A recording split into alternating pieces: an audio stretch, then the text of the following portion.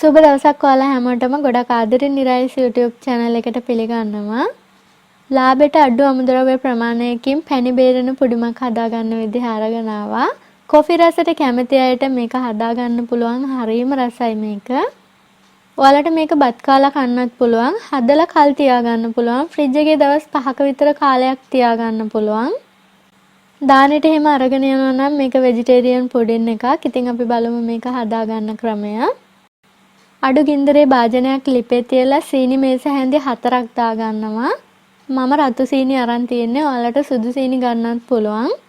සීනි ටික අඩු ගින්දරේ මේ විදිහට කැරමල් කරගන්න ඕනේ.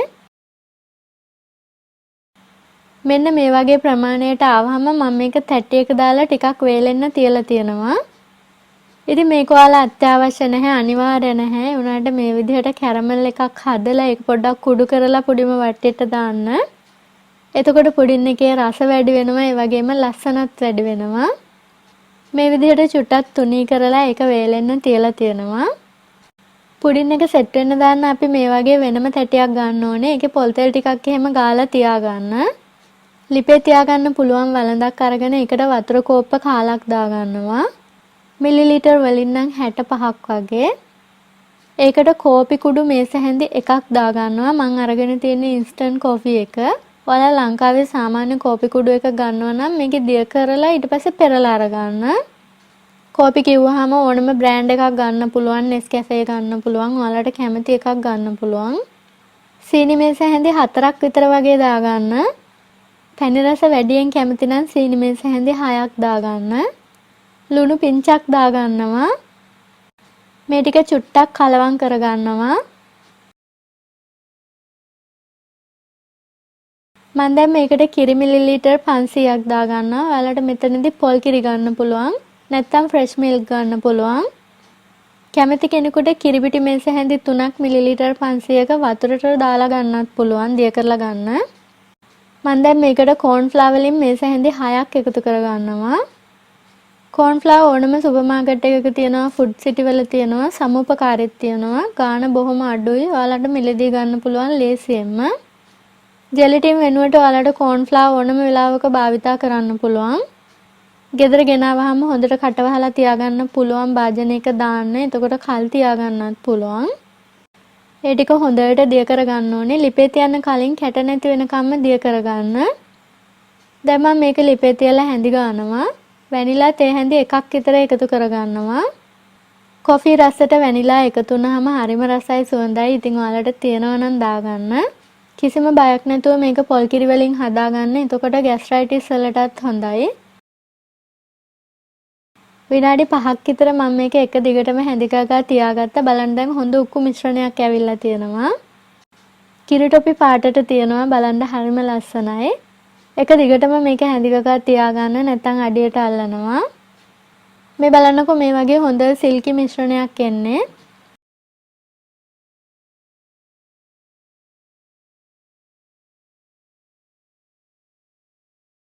ඊට පස්සේ මම මේක ටක් ගාලා තැටියක දාගන්නවා. මේකේ මම පොල් තෙල් ටිකක් ගාලා තියෙන්නේ.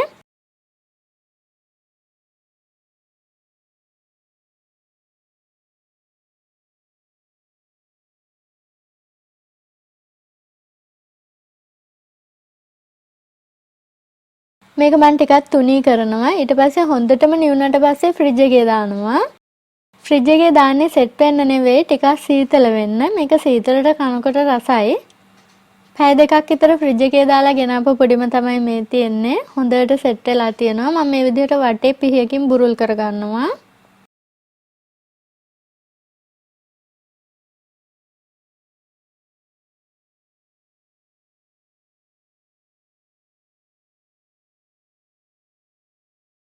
ඊට පස්සේ පිඟානක තියලා අනිත් පැත්ත හරව ගන්නවා.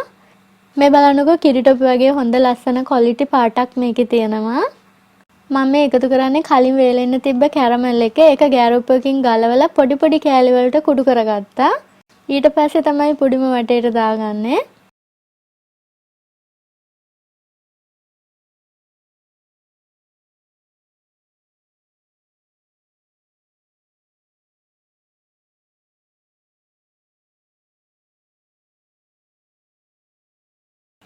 ඊළඟට ඔයාලට කැමති නම් පුළුවන් මේකට උඩින් කිතුල් පැණි ටිකක් දාගන්න, නැත්නම් පොල් පැණි ටිකක් දාගන්න. කැමති කෙනෙකුට සීනි ග්‍රෑම් 50කින් පැණි එකක් හදලා දාගන්නත් පුළුවන්.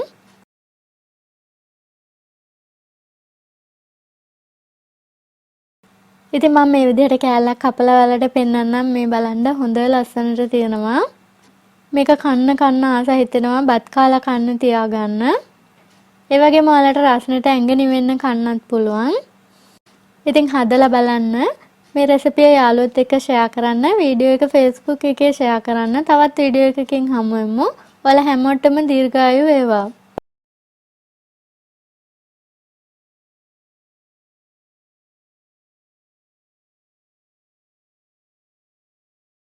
සුබ දවසක් ඔයාලා හැමෝම ගොඩක් ආදරෙන් නිරයිස් YouTube channel එකට පිළිගන්නවා. පොල් කිරි ටිකක් තියෙනවා නම් රස වෙජිටේරියන් පුඩිමක් හදා ගන්න පුළුවන්. ગેස්ට්‍රයිටිස් වලට ගුණ ඇඟ නිවෙන්න ඔයාලට මේක හදාගෙන කන්න පුළුවන්. කිරි පැණි වලට වඩා රසයි ජෙලටින් දාන්න නැතුව හදන්නේ. ඉතින් මේ බලන්න රසයි පැණි බේරෙන පුඩිමක්. ඕනම උත්සව අවස්ථාවක වෙජිටේරියන් අයට හදලා දෙන්න පුළුවන් හොඳ ක්වොලිටියක් තියෙන පුඩිමක් මේක.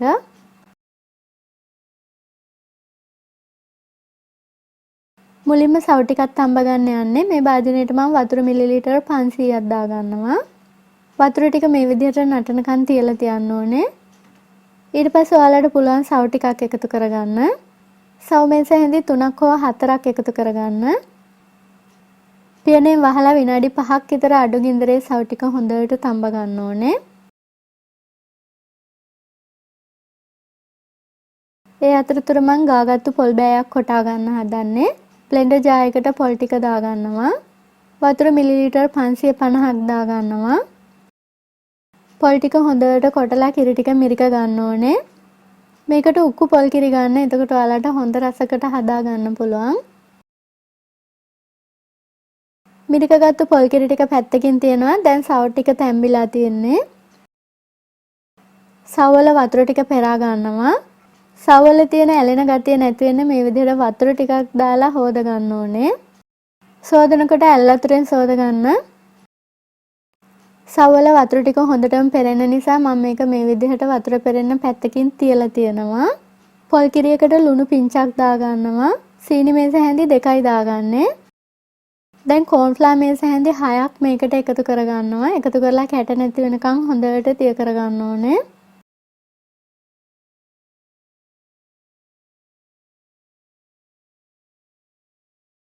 මේ පෑන් එක අඩු ගින්දරේ ලිපේ තියලා තියෙන්නේ. මේකට මම සීනි මේස හැඳි 3ක් එකතු කරගන්නවා.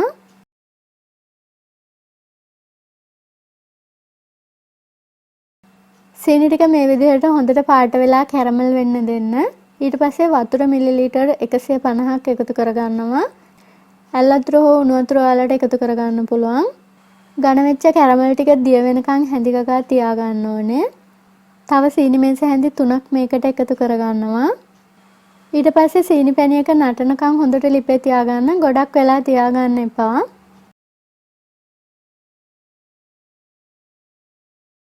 මේ විදිහට සීනි පැණියක හැදුනට පස්සේ ඒකෙන් ටිකක් මං අයින් කරගන්නවා. පුඩිම හැදුවම ඒක උඩට දාන්න තමයි අයින් කරගන්නේ. මිලිලීටර් 20ක් විතර මම මේ පෑන් එකේම ඉතුරු කරගන්නවා. එතකොට අපි හදන පුඩිම ලස්සන කැරමල් පාටකට ගන්න පුළුවන්. මම දැන් පොල් කිරි කෝන්ෆ්ලවර් මිශ්‍රණය මේකට දා ගන්නවා. වැනිලා තේ හැඳි භාගයකුත් එකතු කරගන්නවා. වැනිලා එකතු කරගත්තාම මේක හොඳ සුවඳක් තියෙනවා. ඔයාලට කැමති නම් කරද මුංගු ඇට දෙක තුනක් තලලා එකතු කරගන්නත් පුළුවන්. දැන් මම වතුර පෙරුණු සව් එක මේකට දා ගන්නවා. ඊට පස්සේ සව් එක මේ විදිහට හොඳට කෑලි වෙන්න පොඩි කරගන්න ඕනේ. මිශ්‍රණය හොඳට හැඳි ගගා තියාගන්න. හොඳ උක්කු මිශ්‍රණයක් වෙනකන් තියාගන්න. ගින්දර අනිවාර්යයෙන්ම අඩු ගින්දරේ තියාගෙන තමයි මේක හැඳි ගන්න ඕනේ. අඩියට අල්ලන්න නොදී මෙන්න මේ වගේ උක්කු මිශ්‍රණයක් වෙන්න තියාගන්න ඕනේ. ඊට පස්සේ මම කපාගත්තු මුදුරප්පලම් ටිකක් කජු ටිකක් එකතු කරගන්නවා. ඔයාලට මීට වඩා කජු මුදුරප්පලම් එකතු කරගන්නත් පුළුවන්. කැමති නම් රටේ ඉඳි ටිකක් කෑලි කපලා එකතු කරගන්නත් පුළුවන්. මගේ ළඟ මුදුරප්පලම් ඉවර වෙලා නිසා තමයි මම මේ පොඩ්ඩක් දාගත්තේ. පුඩින් එක සෙට් වෙන දාන භාජනයටත් මම මේ විදිහට මුදුරප්පලම් ටිකක් දාලා තියෙන්නේ. මුදුරප්පලම් දාන්න කලින් මම මේකේ පොල් තෙල් ටිකක් ගාගත්තා. මිශ්‍රණය දාලා ඒක හොඳට තුනී කරගන්න ඕනේ. ඊට පස්සේ මේක නිවෙන්න තියලා තියන්න ඕනේ. හොඳටම නිවුණට පස්සේ ෆ්‍රිජ් එකේ යට කොටසේ දාන්න. පැය 2ක් විතර යනකොට මේක හොඳට සීතල වෙනවා. ෆ්‍රිජ් එකක් නැති අයට මේක සෙට් වෙන්න ෆ්‍රිජ් එකක් ඕනේ නැහැ. එළිය තියලා තිබ්බහම සෙට් වෙනවා. මේක පොඩ්ඩක් සීතල කරලා කෑවහම බඩදැවිල්ලට එහෙම නැත්නම් ગેස්ට්‍රයිටිස් වලටත් හොඳයි. හරිම සනීපයක් තියෙන කෑවහම. ඇඟ උෂ්ණයගේ ඇඟ නිවෙන්නත් මේ පුඩිම හරිම හොඳයි. පැය 2කට පස්සේ මම පුඩින් එක මේ විදිහට අනිත් පැත්ත හරව ගන්නවා.